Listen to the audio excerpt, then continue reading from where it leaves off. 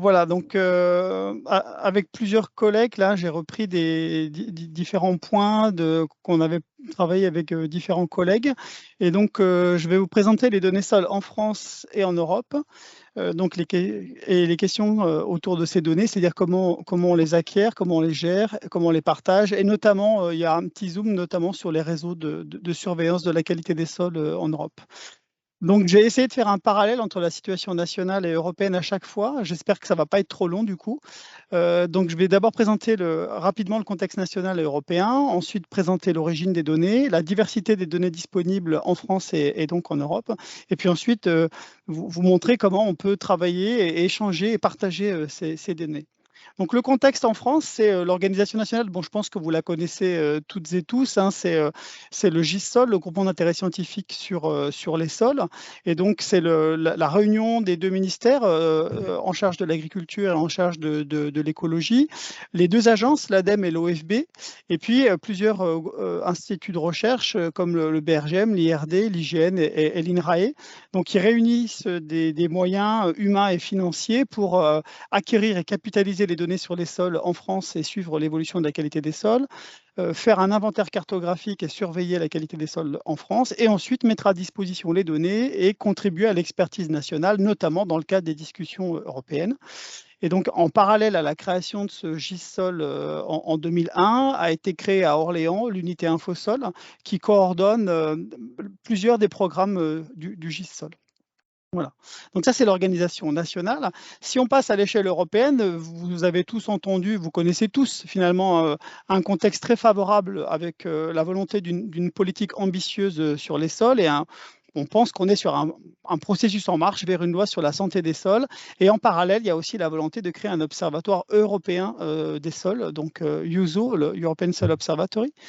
Et donc, il y a une stratégie pour la protection des sols qui a été adoptée en novembre 2021, qui vise à offrir un cadre politique global pour la préservation et la santé des sols. Il y a donc l'Observatoire européen des sols qui se veut être un endroit où vont être déposées un ensemble de données, d'informations sur les sols pour informer les citoyens.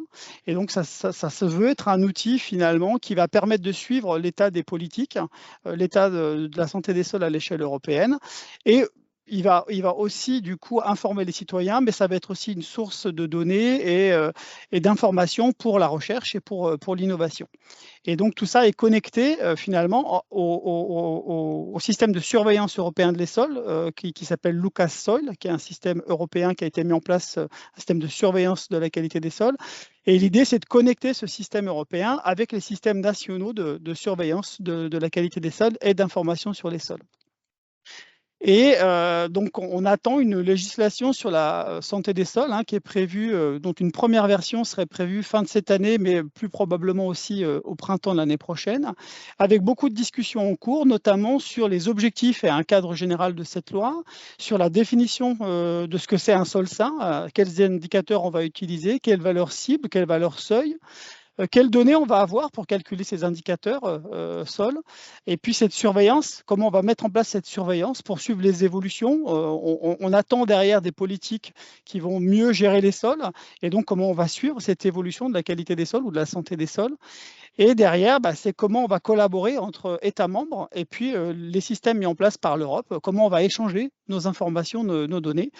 Et donc, toute cette politique qui se met en place va nécessiter de collecter de l'information sur les sols, mais ensuite aussi de l'échanger.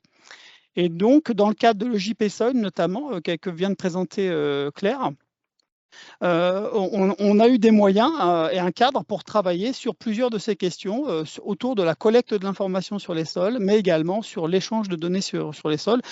Et j'y reviendrai peut-être s'il y a des questions. On travaille aussi sur quels indicateurs il faudrait utiliser et est-ce qu'il y a des valeurs seuil qui existent ou comment est-ce qu'on pourrait les calculer, les mettre à disposition. Donc voilà rapidement pour le contexte actuel de notre travail et puis de cette présentation. Alors l'origine des données. Alors si je commence par la France, en France, on a des programmes d'inventaire, de cartographie, de surveillance et de capitalisation des données. Alors les programmes qui sont actuellement gérés, notamment notamment par INRAE, dans le cadre du GIS-Sol, évidemment, c'est des programmes qui visent à améliorer la connaissance des sols et la surveillance des sols. Donc, c'est le IGCS, c'est Inventaire, Gestion, Cartographie des sols. Conservation des sols, inventaire, gestion et conservation des sols. Donc, il se veut faire un inventaire des sols en France, le RMQS, qui est le réseau de mesure de la qualité des sols, et puis deux bases de données, la banque de données d'éléments traces métalliques et puis la banque de données d'analyse de terre, qui visent à capitaliser des analyses de sols réalisées en France. Donc ça, c'est des choses qui sont gérées par INRAE. Et IGN et l'IRD ont également des données sur les sols. Alors pour IGN, c'est notamment sur les sols forestiers et IRD, c'est tout ce qui concerne les sols tropicaux. Et actuellement, il y a une capitalisation de ces données donc sur les sols forestiers et sur les sols tropicaux au sein de la base de données gérée par INRAE. Et puis, récemment, est rentré aussi dans le GIS-Sol le BRGM, qui gère une base de données sur les sols urbains. Et l'idée aussi, là, par contre, c'est une base de données qui vise à capitaliser les analyses qui sont faites sur les sols urbains. Voilà un petit peu la situation nationale en France, avec différentes bases de données pilotées par différents instituts, mais qui de plus en plus convergent et essayent soit de verser les données dans une seule base nationale, soit de rendre interopérables. C'est le cas qu'on fait, c'est ce qu'on fait avec le BRGM. On essaye de rendre interopérables nos bases de données nationales gérées par INRAE avec celles du BRGM. Et ça, tout ça, c'est dans le cadre, sous le chapeau du GIS-Sol. À l'échelle européenne, on a fait aussi des travaux d'inventaire, on a fait des questionnaires. Alors, vous voyez le bandeau jaune en haut, ce sont des données provisoires, c'est en cours de vérification. C'est-à-dire que c'est la première synthèse des différents questionnaires qui ont été faits dans le cadre de l'EJP Soil. Et on a renvoyé aux différents États, cette synthèse pour qu'ils corrigent éventuellement si on a mal interprété ou si parfois ils n'avaient pas répondu aussi. Donc voilà, c'est en cours de validation. Donc je vous présente, c'est un peu en avant-première, c'est un article qui est en cours de finalisation. Donc, en ligne, vous avez les différents pays et en colonne, vous avez différents résultats. Vous avez par exemple le nombre de bases de données disponibles dans les États. Donc, ça, c'est la première colonne. Et donc, vous voyez qu'il y a des pays qui ont jusqu'à 20 bases de données chez eux, en fait. Vous voyez que pour la France, on a une dizaine de bases de données disponibles. Donc, c'est très variable en fonction des pays, cette quantité de bases de données. Et la deuxième colonne, donc, c'est les échelles de travail. Est-ce que c'est des bases de données plutôt à l'échelle nationale, donc en bleu, ou plutôt à l'échelle régionale, ou voire même des bases de données très localisées. Et donc, vous voyez qu'en fonction des pays, si on prend la Suède, par exemple, vous voyez qu'ils ont des données nationales et locales. D'autres ont des données comme l'Italie à l'échelle nationale, régionale et locale. Pour la France, on a essentiellement déclaré des bases de données nationales et donc on en a certainement oublié. Il y a certainement des bases de données locales qui existent ou régionales. Voilà, donc ça, c'est un premier état des lieux. L'origine de ces données dans les bases, eh bien, en fait, ça vient soit de réseaux de surveillance en bleu, soit d'inventaire cartographique des sols. Ou encore d'autres sources. Vous voyez que ça se répartit globalement entre plutôt soit des données d'inventaire, soit des données de surveillance, donc de monitoring, de surveillance de la qualité des sols. Les Suisses, par exemple, ont essentiellement des données liées à la surveillance. En France, on a un petit peu une répartition, donc des données liées à la surveillance de la qualité des sols, des données aussi liées à l'inventaire, et puis aussi des données liées à la capitalisation des données dans diverses bases de données. Ensuite, l'avant-dernière colonne, c'est la fréquence. À quelle fréquence est-ce qu'on collecte ces données? Est-ce qu'il y a une fréquence régulière?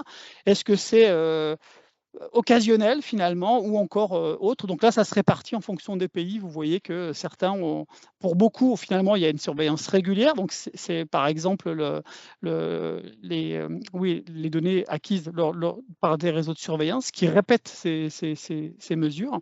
Et pour d'autres, en fait, c'est au cas par cas, quand il y a des études qui se déclenchent dans une région, dans une localité ou à l'échelle nationale. Et dernière colonne qui est aussi intéressante, c'est est-ce qu'on s'intéresse uniquement au sol de surface ou est-ce qu'on regarde l'intégralité du profil de sol?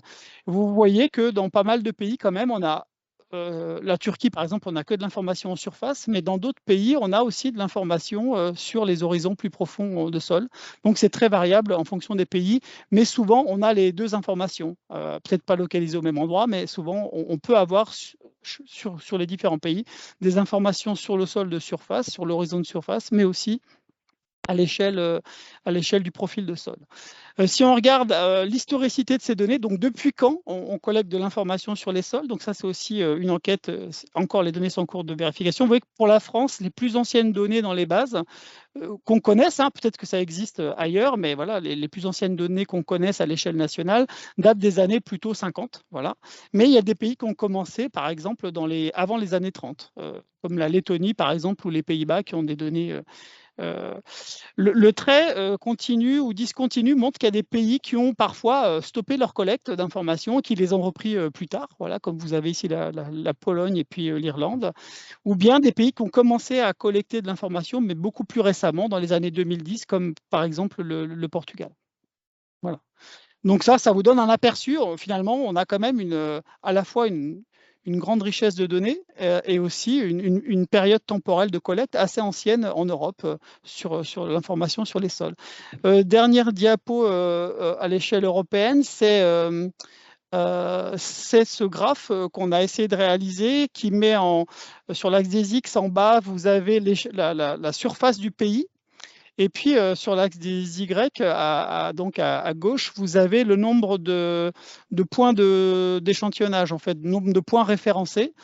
Vous voyez que, par exemple, pour la France et l'Espagne, qui ont des superficies comparables, on n'a pas du tout le même nombre de jeux de données, et la France est plutôt dans le haut, dans le top 3 des pays qui ont beaucoup de données d'informations sur leur territoire et sur les sols. Voilà. Le champion étant la Pologne, qui a beaucoup d'informations sur les sols, compte tenu de la surface qui est là. Alors, si on regarde la diversité des données disponibles, là, on a vu les bases, qu'est-ce qui existe, et puis qu'est-ce qu'il y a dedans. Donc, dans la base de données, notamment liées au programme IGCS, donc sur de la cartographie des sols, là, on a plutôt des données de caractérisation pédologique à travers soit des sondages, soit des fosses. Par exemple, on a de la profondeur, de la texture, les éléments grossiers, du carbone, mais on n'a pas toujours des analyses de laboratoire, on a aussi des observations de terrain.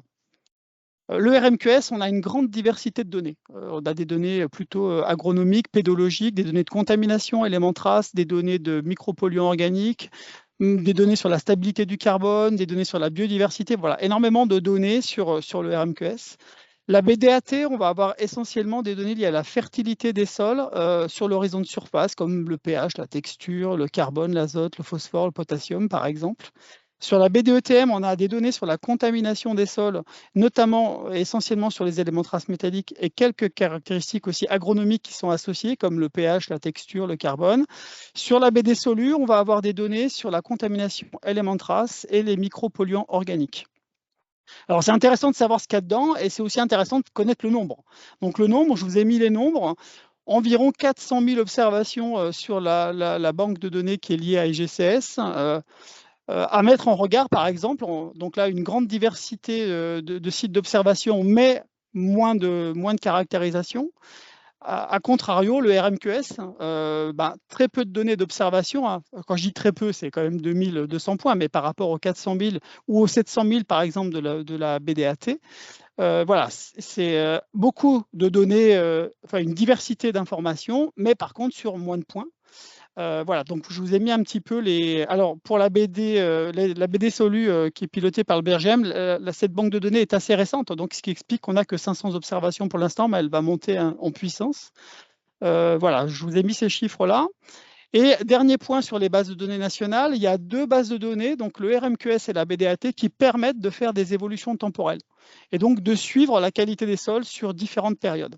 Donc ça, c'est aussi quelque chose d'important, c'est-à-dire de ne pas uniquement caractériser l'état, mais d'être capable de dire quelles sont les tendances. Donc il y a actuellement en France deux bases de données qui permettent ça. C'est le RMQS qui va se compléter petit à petit puisqu'on est dans la deuxième campagne d'échantillonnage pour la surveillance des sols, et c'est la BDAT puisqu'il y a effectivement une plage, on a des données depuis les années 80 jusqu'aux années 2020 maintenant. Donc on a une grande plage temporelle qui nous permet de suivre l'évolution de la qualité des sols. À l'échelle européenne, je vous ai pris l'exemple d'une enquête qui a été réalisée dans le cadre de l'EJP sur les réseaux de surveillance européens. Donc, vous voyez qu'il y a des pays comme le Portugal, par exemple, qui n'a pas de réseau de surveillance, où il y a des pays qui ont un seul réseau de surveillance, il y a des pays qui ont individualisé un réseau de surveillance pour la forêt, un pour les sols agricoles, et d'autres qui ont en rouge, par exemple, l'Italie, qui a un réseau de surveillance qui dépend des régions. Et donc, ils ont plusieurs réseaux, puisque chaque région anime un réseau de surveillance. Je vous ai mis dans les deux graphes également les raisons de pourquoi, qu'est-ce qu'on mesure sur ces réseaux. Donc, vous voyez que globalement, beaucoup de réseaux mesurent la qualité générale des sols, donc ils vont mesurer plusieurs paramètres. Mais dans d'autres cas, on a des réseaux de surveillance qui vont surveiller juste finalement le pH des sols et puis le contenu en éléments nutritifs, voire d'autres qui se sont développés, mis en place uniquement pour surveiller le carbone des sols. Voilà. Et ensuite, le graphique du bas, c'est les usages qui sont surveillés à l'échelle européenne, essentiellement quand même des réseaux qui surveillent les sols agricoles, mais d'autres réseaux qui surveillent des usages agricoles, forestiers et des usages naturels. Et dans le All Kind, qui est le dernier, ça inclut agriculture, forêt et usages naturels, mais également les usages urbains. Donc il y a 6 réseaux à l'échelle européenne qui mesurent tous les usages, y compris les usages urbains. Ensuite, si on regarde qu'est-ce qu'ils mesurent, puisqu'on a vu que dans le cadre des bases de données nationales, on avait une diversité de paramètres mesurés, ben là, c'est également le cas. C'est-à-dire qu'on a des réseaux. Donc, les barres, en fait, les différentes colonnes représentent vous avez une petite carte de l'Europe, représente l'Europe centrale, l'Europe du Nord, l'Europe de l'Ouest et l'Europe du Sud. Et les barres représentent le pourcentage de pays dans ces zones-là qui mesurent tel et tel paramètre. Donc, ça, c'est en ligne, les différents paramètres.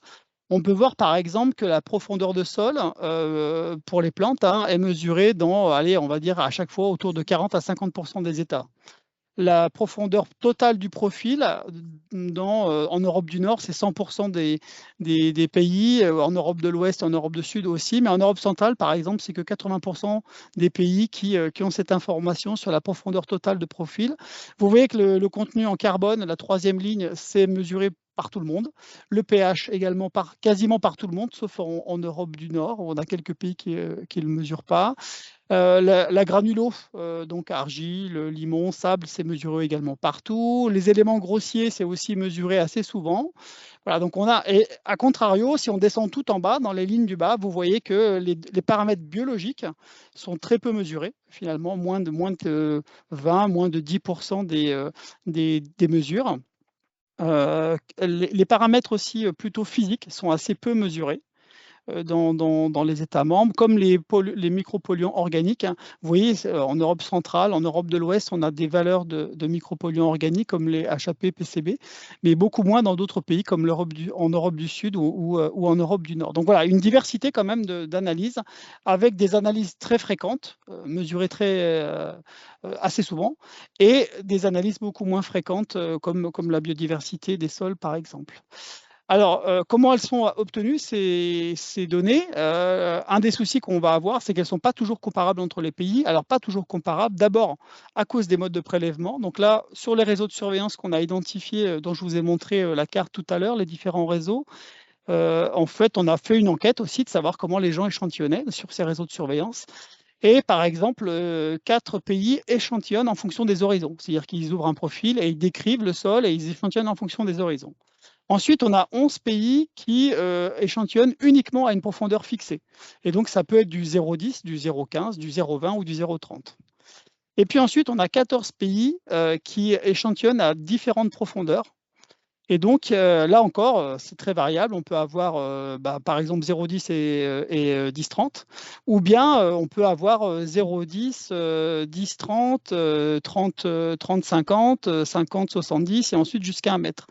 Donc, c'est très variable en fonction des États. Et 13 pays, finalement, échantillonnent à plus de 30 cm. Donc, considèrent le sol profond et pas uniquement les 30 premiers centimètres du sol. Donc, voilà, déjà, une première source de variabilité, c'est comment on obtient ces échantillons. Voilà. Deuxième source de variabilité, c'est les méthodes d'analyse. Donc, là encore, en ligne, vous avez les pays, c'est le même graphique. Et puis, en colonne, vous avez... allez, 4 exemples, mais on aurait pu multiplier les exemples, mais 4 exemples avec le carbone, le pH, la mesure des éléments traces métalliques et la texture. Et là, vous voyez que en fait, les pays utilisent différentes méthodes, et même à l'intérieur d'un même pays, dans les bases de données, il y a différentes méthodes. Donc, par exemple, pour le carbone, combustion siège, combustion humide, perte au feu, voilà, on a différentes méthodes dans différents pays. Le pH, pareil, KCl, CaCl2.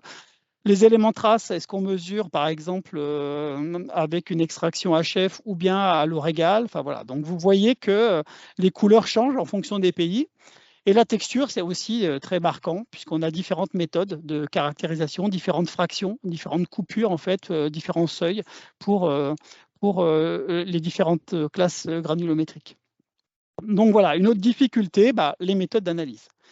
Alors du coup, ça pose plusieurs questions parce que je vous disais au début que dans le contexte européen actuel, on envisage quand même d'avoir des indicateurs de qualité, d'avoir des valeurs seuils, des valeurs guides. Et du coup, qu'est-ce qu'on choisit? Puisque tout n'est pas disponible partout, hein, je vous rappelle la figure qu'on avait avec ce qui était mesuré partout et ce qui était mesuré quasi nulle part. Donc tout n'est pas disponible partout et pas à toutes les échelles, puisqu'il y a des pays qui sont plutôt à l'échelle nationale, d'autres qui sont à l'échelle régionale, et même dans les régions, on ne mesure pas exactement la même chose. Et donc, comment choisir un ou des paramètres ou des indicateurs en fait pour une loi sur les sols? Par exemple, comme la densité, je ne l'ai pas montré, mais la densité n'est pas systématiquement mesurée, ça va être compliqué d'imposer, par exemple, un stock partout, un calcul de stock, de donner comme paramètre cible un stock de carbone, puisqu'on a, ou un stock d'éléments traces, par exemple, parce qu'on n'a pas cette donnée sur la densité partout.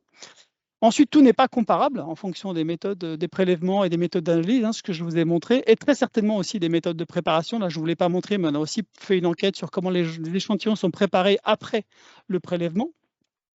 Et donc là, ça pose la question de quelle valeur cible, quelle valeur seuil on va choisir. Parce que est-ce qu'on choisit une valeur cible sur 0,30 ou sur 0,10? Est-ce que pour les éléments traces, on va prendre une extraction HF, acide chlorhydrique, acide fluorhydrique et eau régale, puisqu'on sait que ça ne présente pas les mêmes efficacités pour certains éléments traces? Enfin, voilà, comment on choisit des valeurs guides? Sur quelle méthode on se base?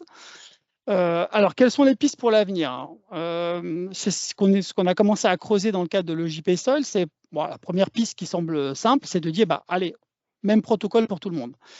On a évidemment posé la question aux collègues quand on a fait ces enquêtes, et là, c'est impossible, puisque changer un protocole de prélèvement, de caractérisation, etc., ça voudrait dire ne plus comparer ces données, les nouvelles données acquises avec les données anciennes. Et vous voyez que pour certains, on a des données, des réseaux de surveillance. Je n'ai pas mis ce chiffre-là, mais les premiers réseaux de surveillance en Europe ont démarré dans les années 80. Ou même un petit peu avant pour certains. Donc ça veut dire quand même qu'on perdrait l'antériorité des données. Ou alors il faudrait construire des systèmes d'harmonisation, ce qui est la piste d'après, pour comparer les données nouvellement acquises avec le protocole uniforme qu'on aurait pour tout le monde, et puis les protocoles qui existaient avant. Et donc les pays ne sont pas prêts à changer. Ce qui est normal, ce qui se comprend. Il y a eu un investissement de long terme, mais ils ne sont pas prêts à s'asseoir sur toutes les données acquises. L'option qu'on propose et qu'on étudie actuellement, c'est de standardiser d'abord la description des données, leur définition et leur format, savoir de quoi on parle, c'est-à-dire qu'on puisse identifier les divergences et les convergences. Et donc que chacun, dans un format propre, on puisse décrire exactement comment sont obtenues les données, sur quelle profondeur on a prélevé, à quelle période, etc., pour ensuite pouvoir les harmoniser. C'est-à-dire peut-être qu'on peut avoir des règles assez simples ou plus ou moins complexes de transformation des données. C'est-à-dire qu'il va falloir choisir quand même une méthode pivot ou une analyse pivot. Alors, est-ce que c'est 0,10, 0,30? Enfin, voilà. Et puis, essayer de convertir les données existantes dans cette méthode un peu pivot harmonisée. Et donc, développer des fonctions de transfert entre les différentes méthodes, entre un pH KCl, CaCl2, etc., entre un phosphore Olsen et un dryer, etc., pour pouvoir un peu avoir une unité ou une méthode pivot et puis convertir les autres dans cette méthode-là. Et donc, on pourrait ensuite, du coup, transformer les différents jeux de données existants dans une méthode un peu harmonisée, dans un format harmonisé. C'est ce qu'on essaie de creuser comme possibilité dans le cadre de l'EJP Soil, ce sur quoi on travaille. Une autre option, ce serait de transformer avec une méthode de scoring les jeux de données, et non plus de s'appuyer sur les valeurs exactes, mais sur des scores. Mais là, il faudrait que la même méthode de scoring puisse être utilisée par tous les États. Donc là, c'est aussi des choses qu'on va essayer, qu'on va regarder dans le cadre de l'EJP. Je passe sur les travaux en cours, hein. On est en train de comparer les réseaux nationaux avec les données Lucas, donc le réseau européen. Peut-être que le réseau européen, ce serait le format finalement harmonisé, puisque ils ont une méthode qu'ils emploient sur toute l'Europe, avec des jeux de données sur toute l'Europe. Et c'est la même méthode de prélèvement et d'analyse sur toute l'Europe. Donc ça pourrait être finalement le format un peu pivot, et puis convertir les données pour les rendre un peu compatibles avec ce format Lucas. Donc ça, c'est des choses qu'on est en train de creuser en comparant nos données nationales aux données Lucas, mais aussi en faisant un exercice de double échantillonnage, puisque la campagne Lucas 2022 est en train de se finir. On a eu des travaux de double échantillonnage et de double analyse avec Lucas. On pourra y revenir si vous voulez. Ensuite, sur l'échange de données, une fois qu'on a ces données, avec les soucis qu'on connaît, que je viens d'expliquer, qu'elles ne sont pas obligatoirement comparables, comment on peut les partager, comment on peut les échanger. Alors là, avant de les échanger, c'est est-ce qu'on peut les échanger, et si oui, sous quelles conditions, puisque en fait, il y a tout un ensemble de règles, de différents textes de loi qui, d'un côté, là, c'est ceux qui sont en jaune, poussent à la mise à disposition des données. C'est par exemple la Convention d'Aarhus, c'est par exemple donc l'accès du public à l'information environnementale, c'est la demande aussi européenne de construire une infrastructure d'information géographique dans la communauté européenne où on partage les données. C'est aussi une directive sur les données ouvertes, sur l'open data, la réutilisation des informations du secteur public. Donc ça pousse à ouvrir les données, puisque c'est de la donnée environnementale. Mais de l'autre côté, il y a les droits de propriété intellectuelle, c'est-à-dire que quand vous faites une carte, quand quelqu'un élabore une carte, il a une propriété intellectuelle sur cette carte, sur ses travaux. Et puis, il y a également le fait que les données géoréférencées, les données ponctuelles, peuvent être assimilées à des données personnelles. Et donc là, on tombe sous le coup de la RGPD, de la loi sur la protection des données personnelles. Et donc, tout ça se mélange et en fonction des pays, il y a des interprétations différentes sur la mise à disposition des données sol au sein des différents pays. Et donc, on a fait une enquête au sein de l'EJP sur comment les pays interprétaient ces différents textes. Et donc, chacun bénéficie d'une souplesse. Chaque pays a mis en place une transposition de ces directives compte tenu de leur législation nationale. Et donc, ça peut être variable en fonction des pays, sachant que les sols agricoles, beaucoup en Europe, relèvent généralement de la propriété privée et que donc le droit du public à l'information environnementale doit être mis en balance avec le droit des propriétaires fonciers. Et donc, cette enquête, vous voyez en rouge, donc c'est oui, on peut mettre à disposition, mais sous condition, avec des limitations d'accès. Et donc, vous voyez il y a beaucoup de pays qui sont dans cette situation-là. Et puis en vert, il y a quelques pays qui disent non, il n'y a pas de conditions, il n'y a pas de limite d'accès, et tout est observable. Et alors, quand il y a des limites, donc c'est les 3 premiers points en haut, quand il y a des limites, c'est parce qu'on veut protéger l'intérêt du propriétaire de données. Donc, on veut aussi protéger le droit du propriétaire, donc c'est le lien avec la RGPD, donc c'est 6 États sur les 16 qui ont répondu. On peut mettre aussi des conditions de réutilisation des données, c'est 5 États sur 16, et puis certains invoquent aussi le droit de la propriété intellectuelle pour ne pas ou mettre des limites à l'ouverture des données. Et donc, c'est-à-dire qu'il faut tenir compte maintenant des spécificités qui sont propres au pays, mais il est quand même possible d'ouvrir et de diffuser les données sous certaines conditions, par exemple d'anonymiser les prélèvements, créer des licences. Et donc là, on est en train de proposer dans le cadre de l'EJP des licences types. Et on a aussi développé dans le cadre de l'EJP des formats et des modalités d'échange, voire des outils de transformation des données qui respectent la directive INSPIRE pour cet échange. Et actuellement, tout ça est en cours de discussion au sein de l'EJP et il y a même eu une formation proposée cette année pour aider les États à se mettre en conformité avec INSPIRE et puis à tenir compte de l'ensemble des textes qui existent. Alors là, je vais passer assez vite sur la fin. Ça va être en France, finalement, si vous voulez accéder à ces données, une partie des données, compte tenu des contraintes que j'ai exposées, qui s'imposent évidemment en France, une partie des données est disponible. Donc, vous avez déjà un premier portail pour vous orienter, qui est le portail du GISOL, qui est en cours de refonte, mais qui pour l'instant vous oriente quand même. On espère que le nouveau site sera beaucoup plus facile pour retrouver son chemin vers les données. Et il y a une vidéo aussi qui présente l'accès aux données. Ensuite, les données, quand elles sont publiques et diffusables, elles sont sur l'infrastructure de données géographiques de INRAE, AgroEnvGeo. Je vous ai mis les adresses. Je pense que les diaporamas seront diffusés, donc vous aurez le temps de récupérer les données. Quand les datasets, c'est-à-dire les jeux de données sont disponibles et publics, ils sont également publiés sur le Dataverse national, hein, sur le Dataverse de la recherche en France. Donc là, par exemple, vous avez le lien vers le jeu de données complet des 2200 points du RMQS qui est mis en ligne, avec une contrainte qui est que la coordonnée n'est pas la coordonnée réelle de prélèvement. Voilà. Puisque, compte tenu de la RGPD, on ne peut pas diffuser la coordonnée réelle de prélèvement. Pour la BD Solu également, le BRGM a mis en place un fichier. Alors, ce n'est pas une base de données, pour l'instant, c'est encore un fichier Excel sur lequel vous avez les 500 analyses dont je vous parlais tout à l'heure, qui peut être téléchargé. On a développé aussi des outils pour consulter les statistiques du RMQS. Si vous ne voulez pas avoir tous les points, mais vous voulez avoir des distributions, bon, voilà, il y a un outil en ligne qui existe où vous pouvez choisir vos descriptions. Il y a également un outil pour travailler les données et faire vos propres cartes sur la banque de données d'analyse de terre. Et puis, il y a sur le géoportail fait avec le RMT sur le territoire un exercice où on a mis en ligne l'information pédologique nationale et donc vous pouvez visualiser les sols dominants et également savoir qui est propriétaire de cette information en cliquant sur la patate de sol qui vous intéresse. Voilà. Il y a aussi des sites régionaux qui existent, qui présentent de l'information sur les sols. Je ne les ai pas tous mis, mais il y en a plusieurs. Et puis, un dernier outil qui est Refersol, qui est un outil qui permet de consulter les études pédologiques qui existent dans votre département ou dans votre commune.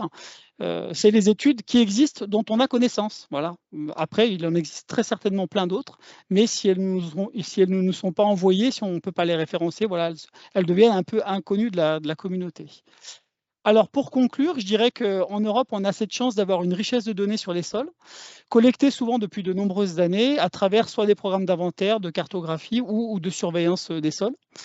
Ce que je vous ai montré, c'est que certains paramètres sont communs aux États, le carbone par exemple, la profondeur de sol, voilà, mais que d'autres sont beaucoup plus lacunaires, comme des mesures physiques ou des mesures biologiques, voire même les contaminants organiques. La difficulté, c'est que chacun a utilisé des méthodes historiques et donc souvent ils ne sont pas obtenus avec les mêmes méthodes et que donc on a en cours des travaux pour essayer d'appuyer l'harmonisation de ces données. Que l'accès aux données à l'échelle nationale mais aussi européenne peut être parfois limité compte tenu de diverses contraintes juridiques. Et donc ça, c'est encore des choses un petit peu à explorer. Et que le système d'information nationale en fait, sur les sols, mis en place en 2001, est très bien positionné au niveau européen, hein, en termes de richesse de données, richesse d'informations, diffusion de cette information. On est souvent cité en exemple. Même si on est parti assez en retard par rapport à d'autres, on a finalement pas mal rattrapé notre retard et on a même peut-être pris de l'avance maintenant. Et il a permis de capitaliser toutes les informations sur les sols et de rapporter sur l'état des sols en France. Et il propose une diversité de données qui sont déjà disponibles sur divers sites nationaux, régionaux. Je suis passé assez vite, mais bon, voilà, on pourra y revenir. Et puis, je pense que les diaporamas seront disponibles. Donc, on a des infos pédologiques sur l'état, sur l'évolution des sols, mais aussi sur la contamination des sols. Et puis, à l'avenir, qu'est-ce qu'il nous reste à faire? Il faut enrichir encore ces systèmes nationaux, hein, que ce soit à l'échelle nationale, mais aussi à l'échelle européenne. D'abord, très certainement par la sauvegarde de données. Il y a plein d'études qui existent et par contre, elles ne sont pas obligatoirement référencées. Elles pourraient le devenir et puis, du coup, on pourrait capitaliser les données existantes qui ont été collectées. Une profondeur de sol, a priori, s'il n'y a pas beaucoup d'érosion, il n'y a pas de raison que ça varie sur 10-15 ans, même si les rapports et les documents sont anciens. On a la capacité d'héberger et de gérer toutes sortes de données sur les sols, y compris des données biologiques. Donc voilà, les bases nationales et même à l'échelle européenne, elles sont ouvertes et donc on peut y capitaliser de l'information. Si vous-même vous acquérez des nouvelles informations, elles peuvent venir enrichir ce système de données. On développe des outils pour injecter ces données dans les systèmes pour éviter des saisies trop longues. Actuellement, on regarde aussi à diversifier les données intégrées. Par exemple, il y a de plus en plus d'informations satellites qui pourraient être pertinentes pour interpréter ces données sur les sols, des données de drones également, des données spectrales, des données de capteurs divers, dont par exemple les tracteurs sont équipés maintenant. Et donc voilà, on pourrait imaginer aussi capitaliser ces informations-là et voir ensuite après comment les utiliser. Je n'oublie pas les données des sciences participatives qui vont certainement dans les années à venir enrichir aussi cette source d'information. Et puis ce qui nous reste à faire aussi, c'est de travailler un petit peu sur ces aspects juridiques et ensuite sur les formats d'échange pour simplifier l'accès à cette information et aussi l'harmonisation, la compatibilité des différentes informations acquises.